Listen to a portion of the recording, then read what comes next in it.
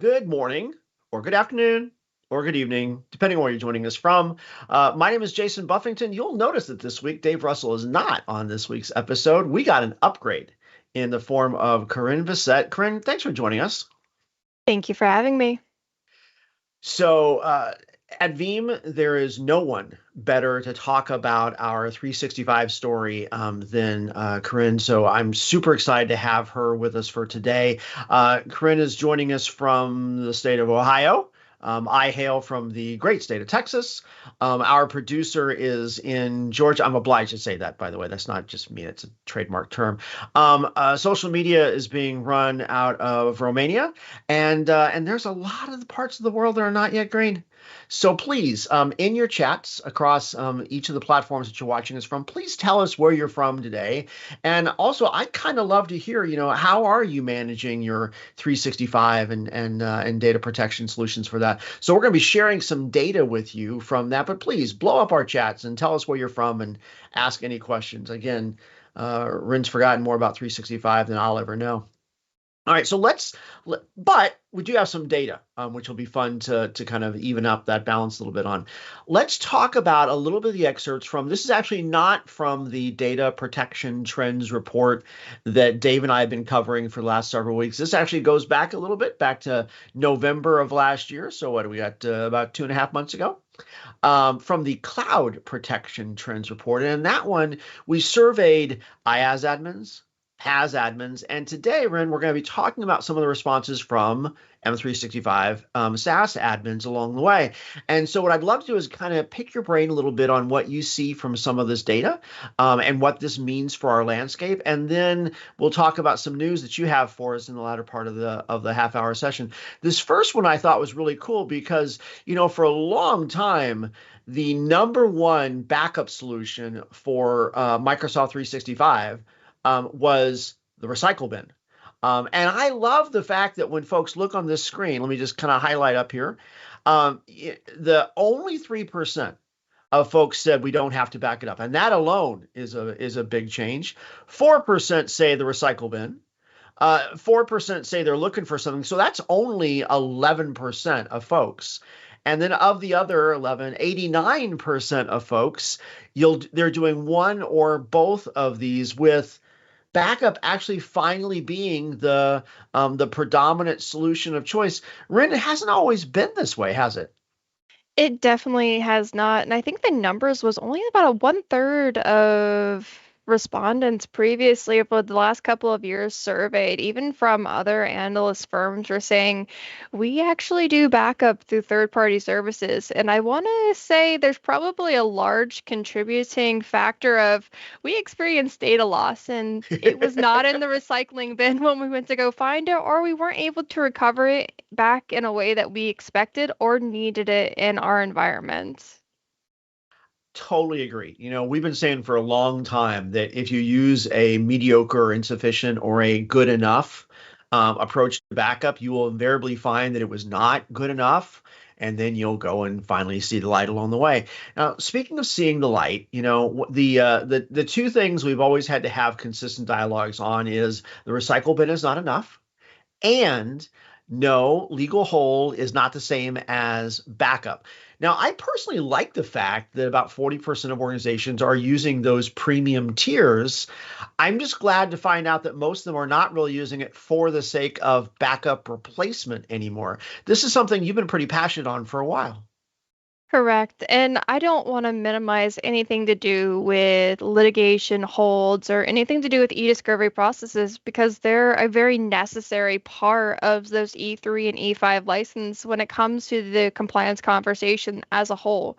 But in addition to those compliance conversations, and I know you have other data points that refer to other compliance is also requiring you to have data backed up to the 3 and 5 year mark in separate data entities outside of the organization's primary data holds, Mhm. which negates just those litigation holds, which are on the same storage entities, have the same privilege access points, which means it's not a backup. The same point of failures occur here.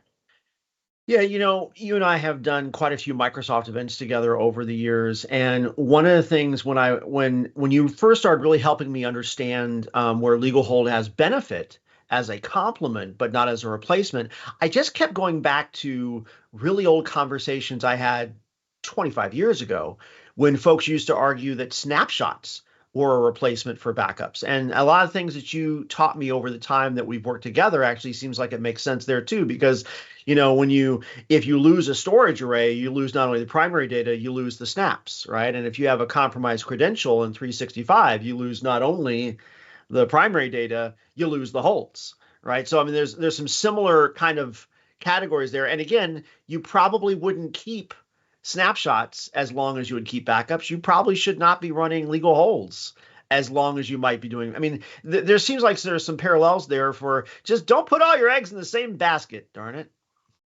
Same but different, I guess, is kind of how we do the separation. They have similar qualities, but they have very different implications on how you use them in your environment.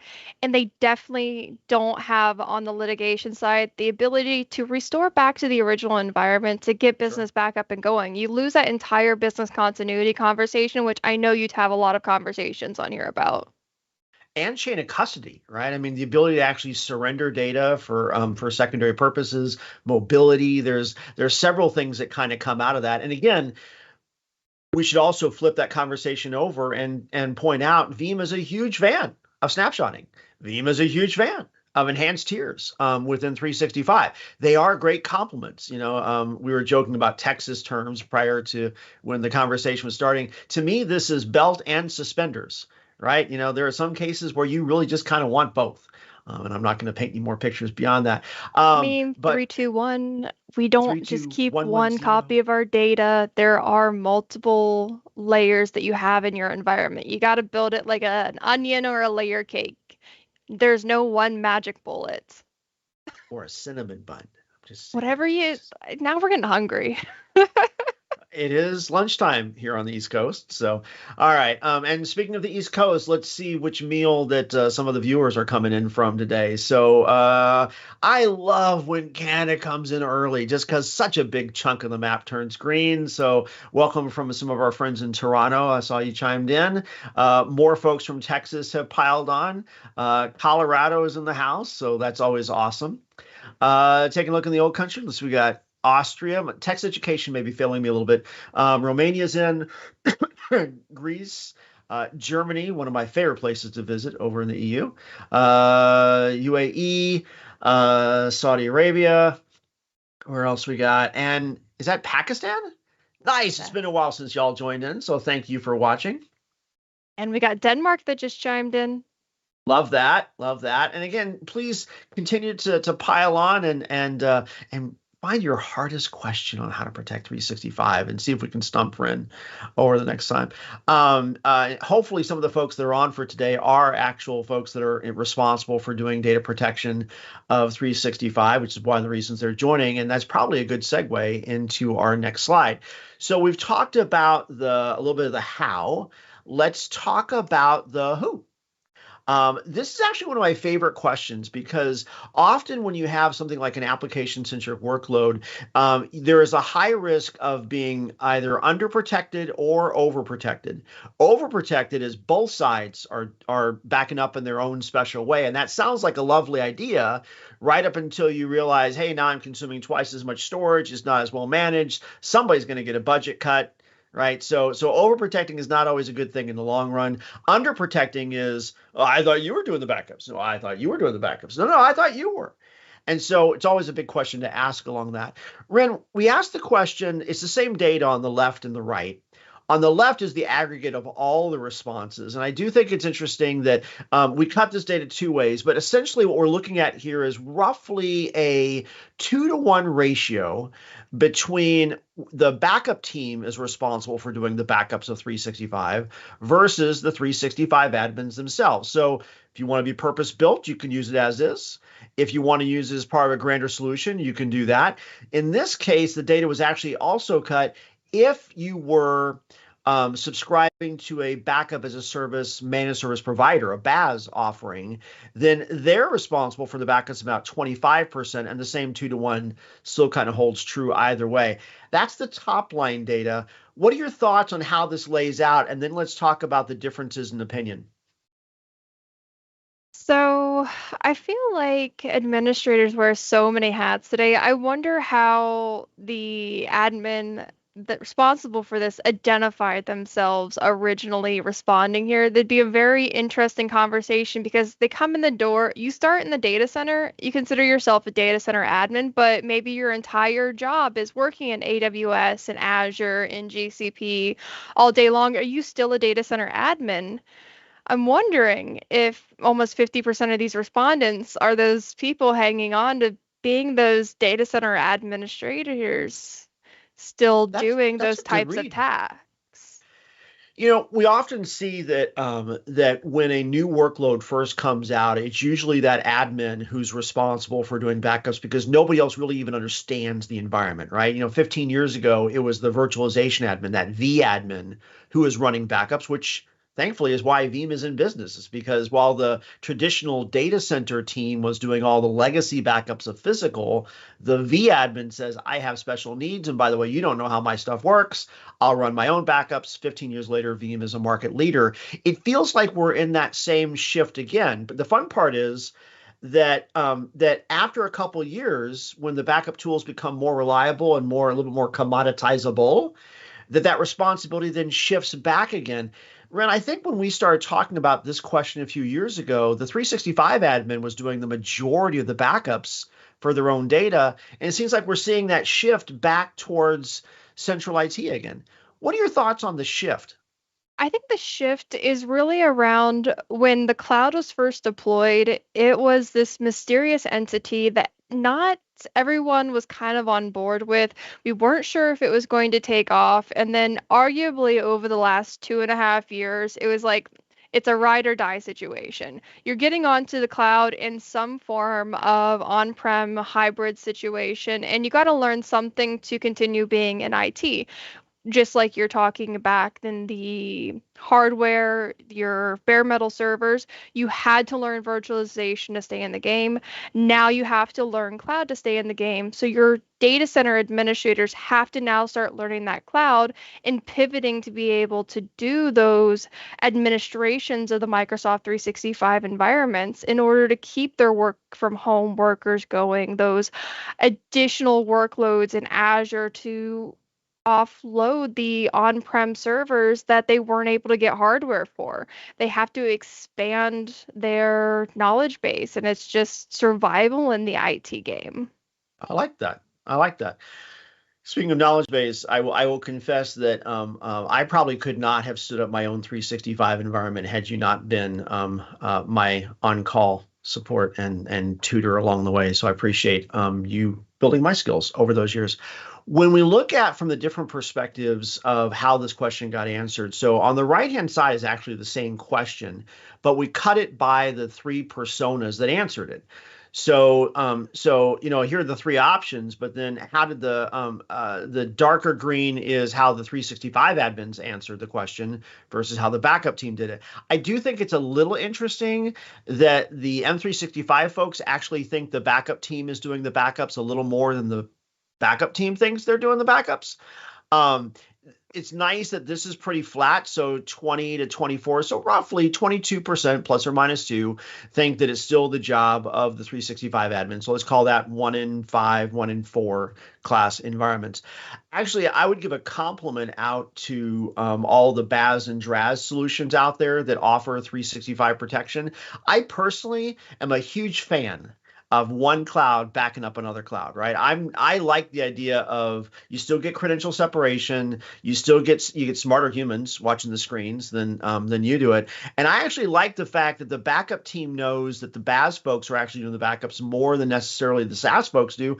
To me, that says the BaaS folks are doing it right because they're simply acting as an extension and outsourcing of that backup team. So I don't mind this because it's being made up over here, where the BaaS team is actually doing it in deference to the data center folks, which I think is smart overall.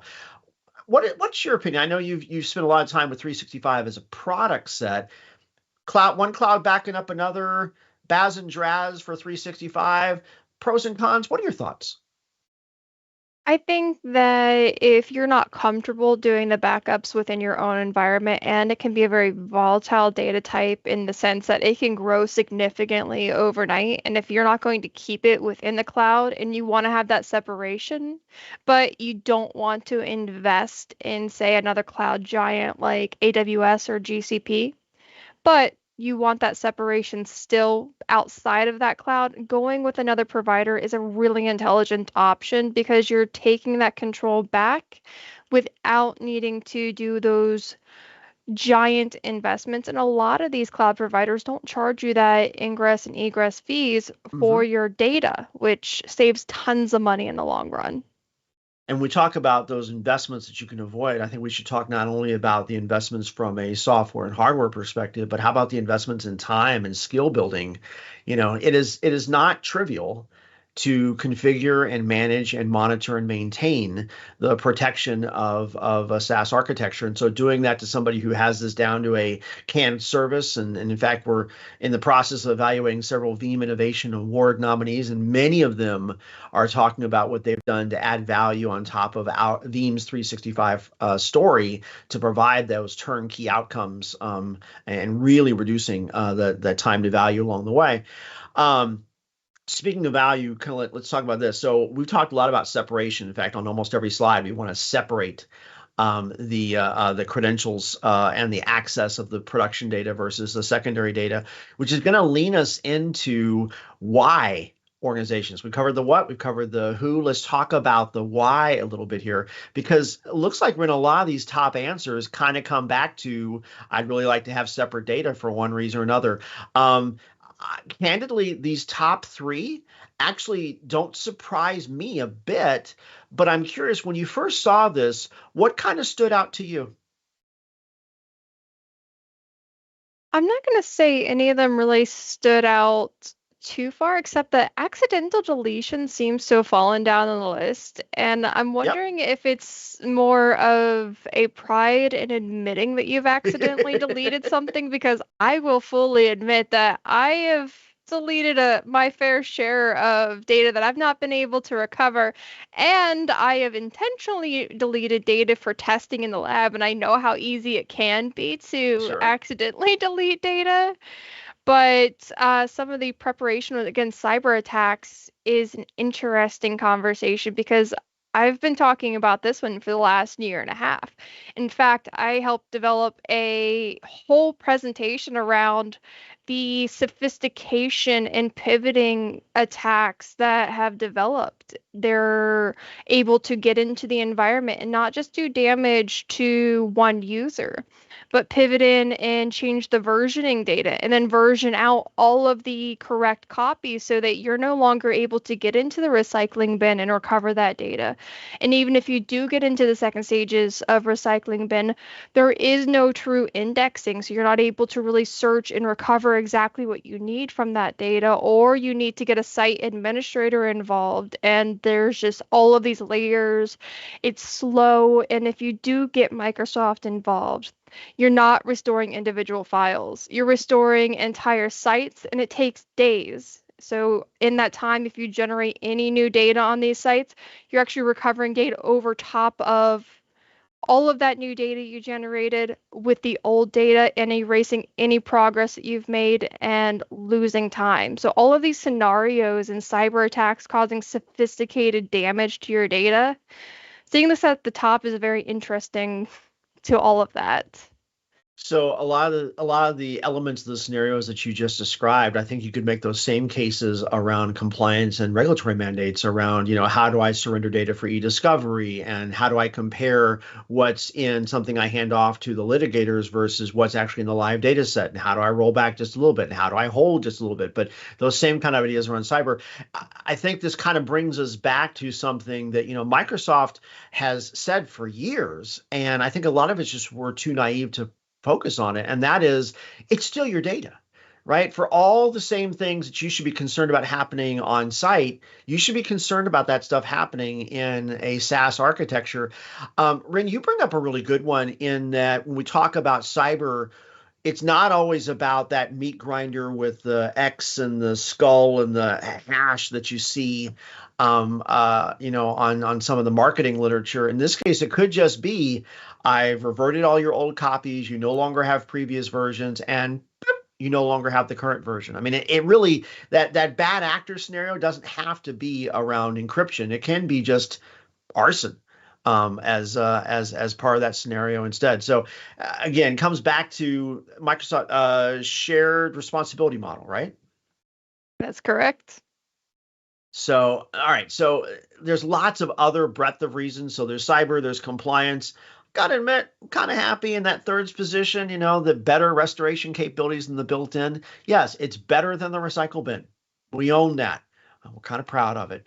Central restore responsibilities. One thing that's actually not on this list is I appreciate the nuance of a purpose-built tool for 365, but if I got to transact a 365 backup separately than how I transact a backup for each and every other SaaS or other IaaS and on-prem, and there's just a lot of tools, and I certainly don't want to do that across a lot of vendors. Speaking of across, it's probably about time to take a look at the map again. Let's take a look at what's going on across our globe. Let's see, if we look in the U.S. or in the North America, excuse me, Washington is in, so some of our Canadian friends have run south of the border maybe. Ohio is now representing on the map. Let's see, Belgium. Great place to visit. And then down we look in the Southern Hemisphere, we got, looks like Colombia's in the house. And then South Africa, always love when my friends in South Africa join. That's great. Zambia and India in as well. And then if you look in the lower right-hand corner, you can looks like New Zealand is also representing. So thank you all for joining that, and please continue to pile on for this. Okay, we got one more slide as far as data goes, and then I want to switch gears on us really quick. Let's talk about where should the backup data live.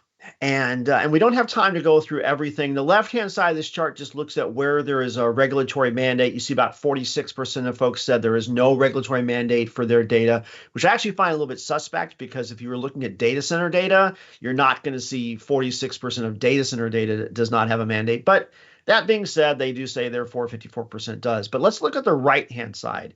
When we talk about where is data going to be held, from 365, where it's going to be stored, I think it's interesting. It's nearly a two-way tie between, hey, I'm just going to put it in Azure storage versus in another cloud like Baz. I like that. I see some folks are going to bring it back on-prem. I actually do that. You've got me set up to bring my data back to Dallas. On tape, I'm a fan of that along the way. I think it is important we talk about Azure storage as an example, though. People might have the misunderstanding that, hey, 365 is in one rack and Azure Storage is one rack away. It's, in the same building or on the same floor or whatever. That's not really how that works, is it? Not really. So they may exist in the same data center in some cases, but not all Azure storage facilities are the same places. All of their other resources are kept. There are definitely multiple buildings in these different sites. They also replicate across regions in some cases. And if you go into any certification or any training that you start with Azure storage, you have options to do something called geo-redundant or locally redundant or region redundant types of data with Azure, which means you're storing that same data across multiple locations. So you can start to add multiple layers inside of Azure storage itself. Not saying that that kind of solves the problem with privilege separation. You do need to be mindful of your storage accounts that you're using, maybe get different subscriptions if you're going to go this route, but you have options, of course. Got it. So speaking of options, we got just about 6 minutes left. I should have said 7 minutes left. So super excited about V7. Some of the new capabilities, we're going to do a really fast one as a tease for this. Give us 1 minute each on these 6 new things that we're seeing for V7. Let's do it. So we enhanced the storage around version 7 of Veeam Backup for Microsoft 365 with the addition of any to any object storage copy, which means if you start off sending it to any object storage, including your own on-premises object storage, you can send it off to any compatible S3 or Azure object storage, including a service provider and vice versa.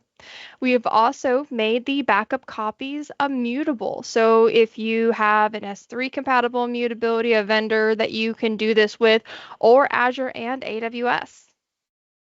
So I love that. Again, one cloud backing up another is super cool. And we talked about Cyber being the number one reason why you're backing up 365. The fact that you're using immutable copies on the backside makes a lot of sense. By the way, if we haven't mentioned it already, V7 GA announcement, take a look in the QR code you're going to see over these next couple slides. Hopefully you're looking at that. What else did we do for V7? Super exciting. We've got our first platform integrations with Whoop. some of our other products inside of the Veeam ecosystem. One of them being Veeam One, which is going to offer some enhanced monitoring. We start off with over 10 reports and bonus, it's completely free for monitoring of the Microsoft 365 infrastructure. You do not have to have a Veeam One VAS or any kind of acronym of licensing for the Veeam One in our environment. You can install Veeam One from our website and monitor your Microsoft 365 environment, including community editions. We also are integrated fully into our service provider console. So if you do go with that BAS or DRAS that we've been talking about, our relationships with our service providers just got a huge enhancement where you're going to be able to manage your own backups, start your own application groups inside of their consoles, and have restoration integration portals, plus all of the additional features that all of our service providers add as their secret sauce into their offerings that they can give out to you. Fantastic. And then one of the big pieces of news for V7. Plus, our self service portal got an enhancement, which is the addition of Microsoft Teams. In addition to Microsoft Teams, we've also added point in time restoration. So, whenever you sign in, if you are a privileged user that's been assigned a Teams to be able to restore data from, you'll be able to restore within your scope any of those teams or other items, plus be able to choose any of the restore points available within the restore server to do those restore processes from. So, Teams has been relatively late as far as we didn't add it in the first versions of it because the APIs weren't available. Today, I can't imagine any environment thinking about their 365 strategy where Teams is not a highly valued part of the data that has to be protected. There's an amazing amount of business that gets done in Teams. Speaking of amazing amounts, 50 over 50 different ways to recover data. This is a crazy slide, right? I would have to agree, but I wouldn't call it crazy when you consider all of the different types of need for the data to get Oh, yeah. back in the way that you need the data back in your environment.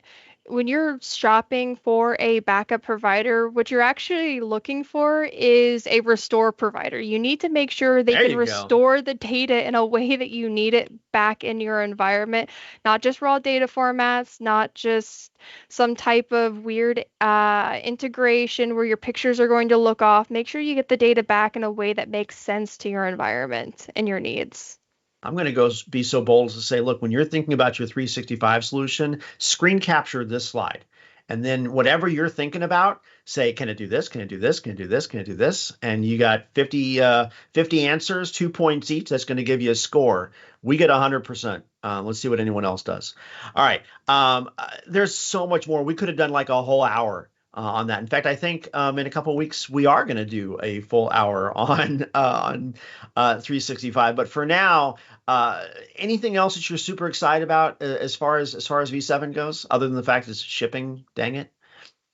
It's not shipping, it is already shipped. So if you go down Shipped. to the website Yep. today and go over to the Microsoft 365 side, you can download. And if you're not already a subscriber, you get it for 30 days completely free. If you want to use just 10 users license, we have a community edition that you can use free forever. And I've already updated my server, and I boldly updated the one I do live demos on all the time, where all of my legacy data is. So I trusted it. I'll be updating mine later this week, and Ren, I might be giving you a call. Speaking of future events, though, so this is us signing off next week. Same bat time, same bat channel. Dave Russell will be back. Dave is being joined by Krista McComber from the Evaluator Group, and they're going to be talking about some of the insights that Dave is going to be sharing and getting inside of Krista's head a little bit. In the meantime, for everyone else, go download V7. Go read Ren's new blog on what's new in it from the Veeam.com blog website. Ren, thank you so much for joining me today. It's been a pleasure. Otherwise, how does Dave say it? Stay safe, stay positive. We'll see you on the next one. Our data's under cyber attack! Oh no! The evil Hackface is at it again. What are Backup Boy, Security Sam, and Sasgirl gonna do? All of our systems are vulnerable! And I accidentally deleted a crucial file. Who gave the new guy access? Have no fear, team! V-Man! Veeam-Man, protector of the Dataverse. With the power of Veeam, even an evil Hackface can't penetrate our company's data. But the new guy for sure deleted a database. That's gonna be fun to recover. It was an accident! Fear not, careless new guy. With the power of instant recovery, your database is restored. What about my on-prem servers running legacy backup software? No longer needed. Cloud Girl? The all-new Cloud Girl. With Veeam Data's platform, our data's safe in the cloud. Welcome to 2023, Backup Boy. With Veeam Data Platform, we're a team now, working safely and securely together. Wow, that's amazing! The Veeam-Man Team Edition and Veeam Data Platform playset. Action figures sold separately.